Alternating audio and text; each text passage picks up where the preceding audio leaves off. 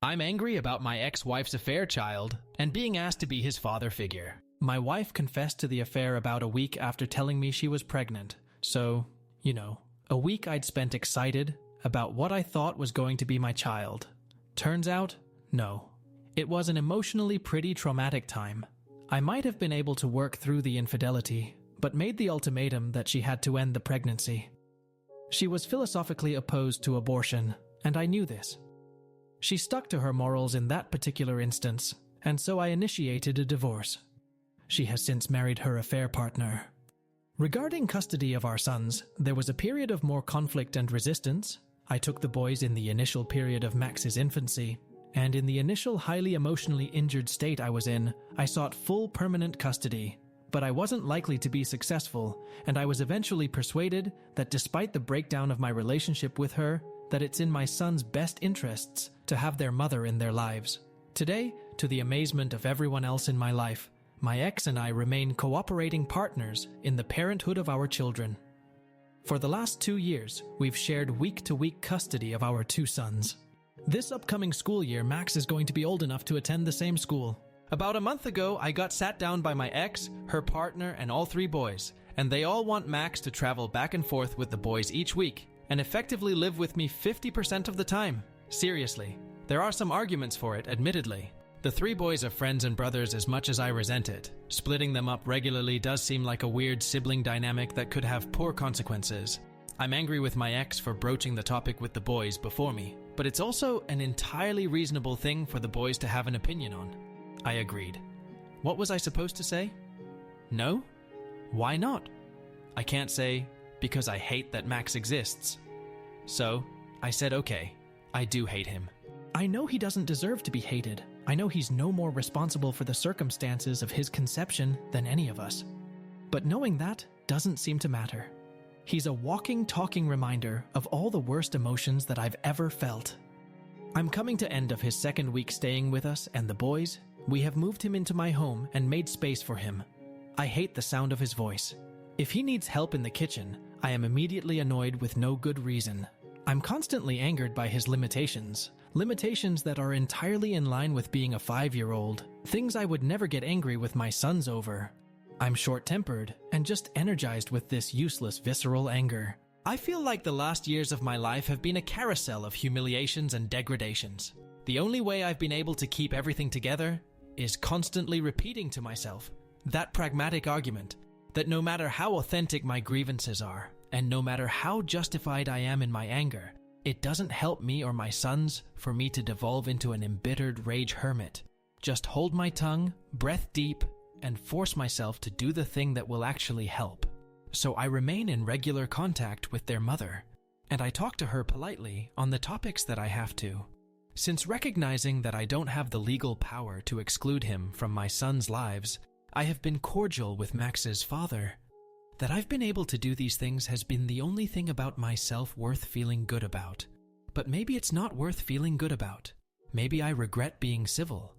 Because in Max's presence, that pragmatic argument is just not enough. It's like all the anger I've set aside through sheer force of will returns at once and possesses me while I have to talk to him. I thought I was doing the right thing, but if I had remained combative and negative, I never would have ended up in this position. I told myself just to be polite and firm, that I didn't owe them an explanations beyond, "I'm sorry, it's not working out." I guess he had made some career move based on this schedule that I was fucking up.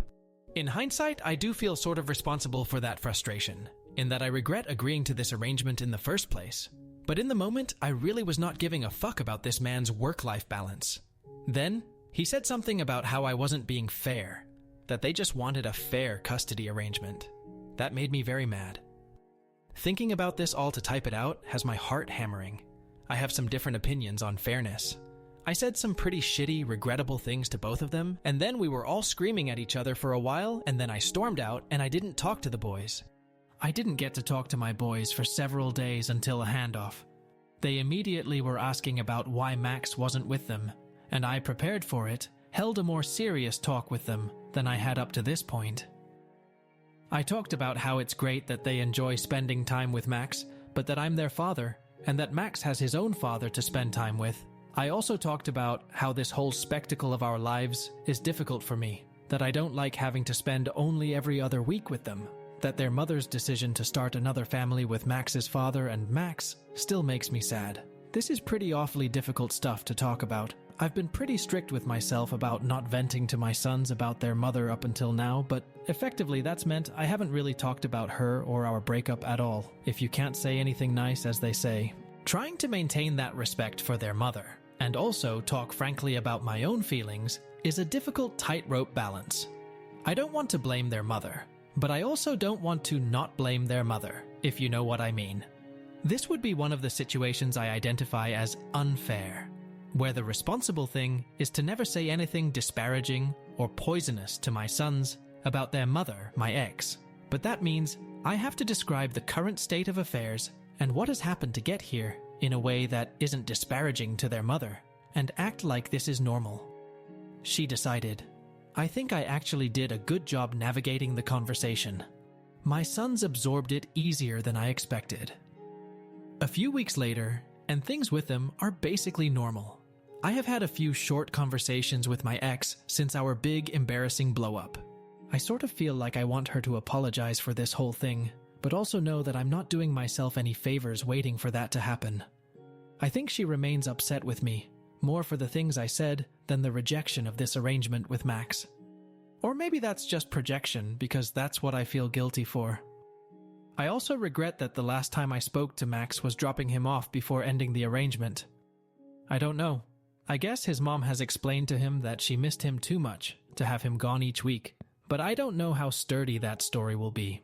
Rereading my last post has me feeling pretty shameful of how I talked about Max.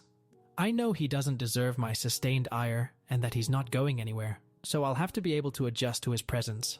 I'm obviously holding on to a lot of anger that is really about my ex-wife, but she isn't obligated to give a shit about that, and I am obligated to interact with her politely, so I guess that anger just got set aside, and then vented onto Max, just because he was there in my face, but that was my own fault. So, I sort of expect things will pretty much return to normal from here. Contact with my ex is curt right now, but that'll loosen up. Thanks to almost everyone who commented or reached out to me.